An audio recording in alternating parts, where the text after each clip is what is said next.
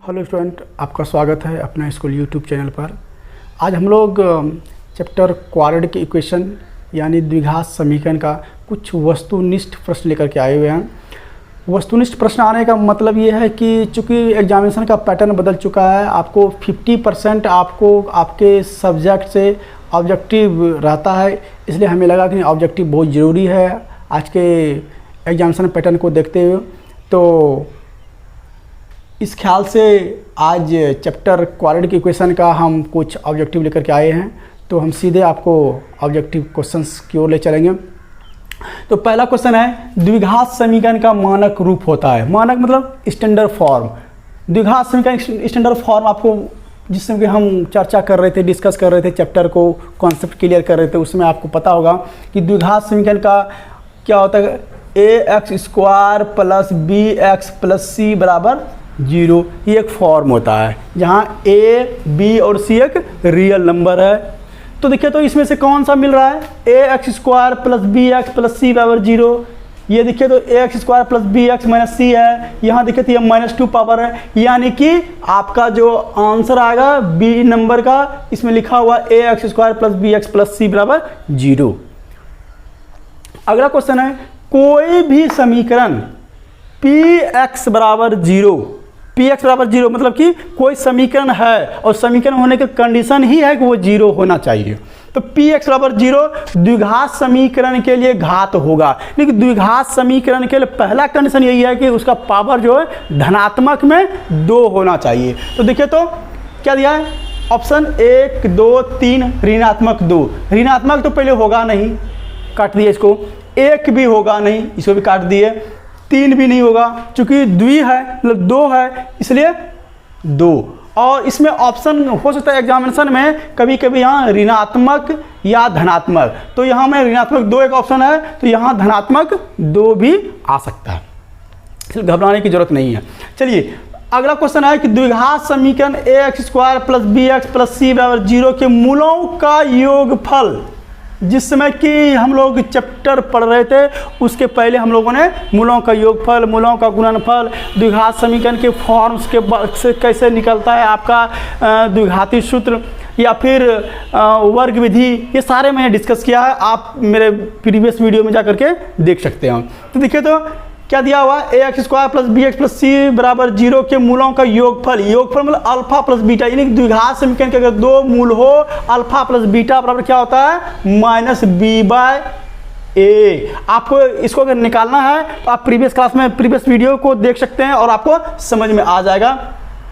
तो ये देखिए तो अल्फा बराबर आपको ऐसे होता था +b² - 4ac/2a।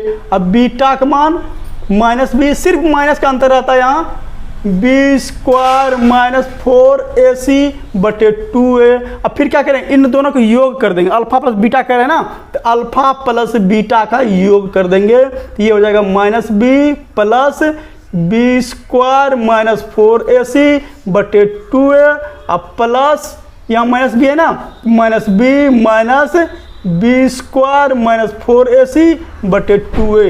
फिर क्या करेंगे, एलसीएम ले लेंगे, ये 2a हो गया, -b + b² - 4ac plus minus ये -b -b² - 4ac ये दिया हुआ है। अब देखिए तो ये और ये कैंसिल हो गया, प्लस और माइनस और कैंसिल हो गया, क्या बचा, -b एक -2a, ये क्या हो गया, -2b हो गया, ठीक है। 2a 2 कैंसिल, क्या हो गया, -b/a। ये आपका ऑप्शन देखिए कहाँ है, -b/a, ये ऑप्शन है। अगला है, द्विघात समीकरण के मूल अवास्तविक होंगे। अवास्तविक मतलब जो रियल नहीं है। द्विघात समीकरण के मूल अवास्तविक होंगे यदि विवेचक d बराबर क्या होता था, 0 से भी उसका वैल्यू कम आता था। यानी कि ये देखिए तो क्या कर रहा है, 0 से बड़ा, d का मान 0 से बड़ा, ये क्या कर रहा है 0, d बराबर 0। ये देखिए क्या कर रहा है, ये कह रहा है कि 0 से छोटा होगा, यानी आपका ऑप्शन ये हो रहा है। द्विघात समीकरण के मूल अगर अवास्तविक होंगे तो पहला ये कंडीशन होगा, तभी ये अवास्तविक होगा, नहीं तो नहीं होगा। चलिए, आपको ये क्लियर हो रहा होगा, आपको समझ में आ रहा होगा कि हमने जो प्रीवियस वीडियोज में देखे हैं उसी के अनुसार ये ऑब्जेक्टिव्स हैं।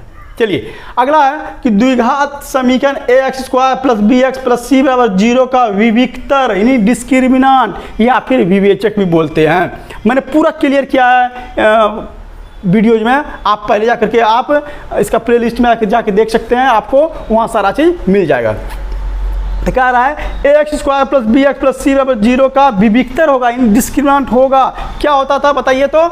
आपको याद होगा d बराबर b² माइनस 4ac, याद है?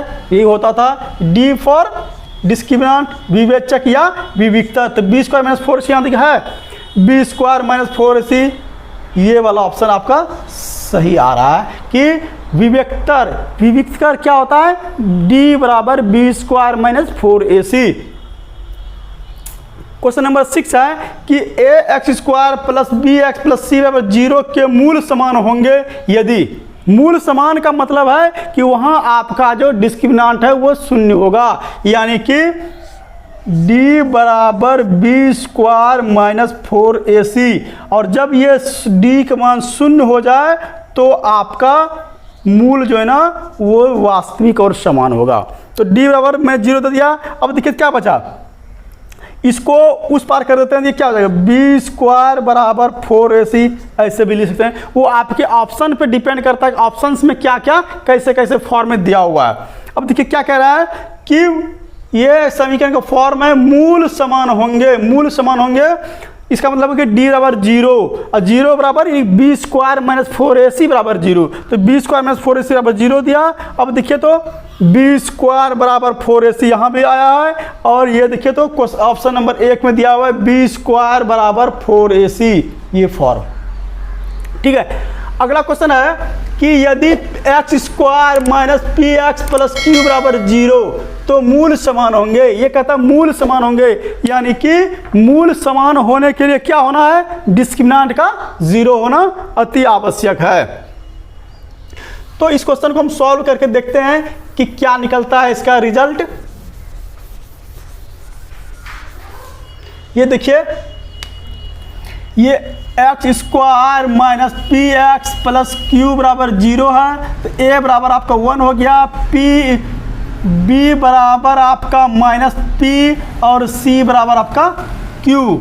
डिस्क्रिमिनांट निकालना है तो क्या होता है formula? b² minus 4ac, b का मान क्या है? माइनस p का होल स्क्वायर माइनस 4, a का मान 1 और c का मान q। ये क्या हो गया? p² minus 4q। और फिर कहता है कि मूल समान होंगे। मूल समान का मतलब है डिस्क्रिमिनांट 0 होगा। तो अब देखिए तो p² बराबर क्या लिख सकते हैं? 4q लिख सकते हैं ना। यहाँ देखिए तो p² बराबर कहाँ है? 4q, ऑप्शन नंबर बी में। आपको समझ में आ रहा होगा कि अगर आपने प्रीवियस वीडियो देखा है तो फिर आपको यहाँ कोई दिक्कत नहीं होगी। ये आपके पास कंसेप्ट है तो फिर ऑब्जेक्टिव आपके छूमंतर से निकल जाएगा, सॉल्व हो जाएगा। अगला है यदि 2x² माइनस x माइनस 1 बराबर 0 के लिए निम्न में कौन कथन सही है? अब सबसे पहले इस तरह का क्वेश्चन अगर हो तो आपको d निकालना चाहिए। अब देखिए तो 2x² माइनस x माइनस 1 बराबर 0, a बराबर आपको 2, b बराबर माइनस 1 और c बराबर b माइनस 1। इस प्रकार हम d निकालते हैं। d बराबर फॉर्मूला है b² माइनस 4ac, b का मान क्या है? माइनस 1 का होल स्क्वायर माइनस 4, a का मान क्या है? 2 है और c का मान क्या है? माइनस 1 है। ये देखिए तो 1 को 2 बार गुना किया तो 1 का स्क्वायर तो 1 हो गया, माइनस था तो माइनस को 2 बार गुना कीजिए तो भी वो प्लस हो जाएगा। अब फिर देखिए माइनस गुना माइनस क्या हो गया? प्लस 4 2 8, 8 कितना हो गया? 9, यानी d बराबर जो वैल्यू आ गया 0 से बड़ा आ गया है। अब देखिए तो ये d बराबर 0 है, ये देखिए तो 0 से छोटा है ना। इसके बाद क्या है? d से ये बड़ा है, यानी ऑप्शन नंबर सी। अगला है क्वेश्चन नंबर 9, द्विघाती सूत्र क्वाड्रेटिक फार्मूला या फिर सूत्र विधि किस गणितज्ञ की देन है? अगर आप चैप्टर पढ़े हैं शुरुआत में ही मैंने बताया है कि द्विघाती सूत्र या फिर सूत्र विधि जो है ना श्रीधर आचार्य महोदय जी की देन है। ठीक है, अगला है क्वेश्चन नंबर 10, हिंदू रीति, ध्यान दीजिएगा, हिंदू रीति, ऐसे क्वेश्चंस कभी कभी एग्जाम में पूछे जाते हैं। तो हिंदू रीति के प्रतिपादक किसे कहा जाता है? अगर आपने वीडियो देखा है तो मैंने कहा है कि हिंदू रीति या फिर द्विघाती सूत्र दोनों एक ही है। 4,000 वर्ष पहले बेबीलोन में इनका प्रतिपादन हुआ था, जानते थे। उसके बाद हमारे भारतीय गणितज्ञों ने भी कई अनेक विधियां का प्रतिपादन किए। उनमें से ब्रह्मगुप्त जी थे, आर्यभट्ट जी थे और आपके श्रीधर आचार्य महोदय जी थे, जिन्होंने कि ऐसे ऐसे विधि का निर्माण किया। अब देखिए, तो हिंदू रीति के प्रतिपादक क्या हो गया? श्रीधर आचार्य महोदय होंगे। द्विघाती का भी श्रीधर आचार्य महोदय और हिंदू रीति का भी श्रीधर आचार्य महोदय। अगला क्वेश्चन है, समीकरण ax² + bx + c = 0। ये समीकरण बराबर 0 के मूलों का गुणनफल होता है। गुणनफल जस्ट अभी आपने देखा था इस क्वेश्चन में, ऐसा क्वेश्चन था मूलों का योगफल। क्वेश्चन नंबर 3 और क्वेश्चन नंबर 11 दोनों जो है ना योगफल और गुणनफल पर डिपेंड है। तो थोड़ा सा हम इसका डिस्कस करना चाहेंगे।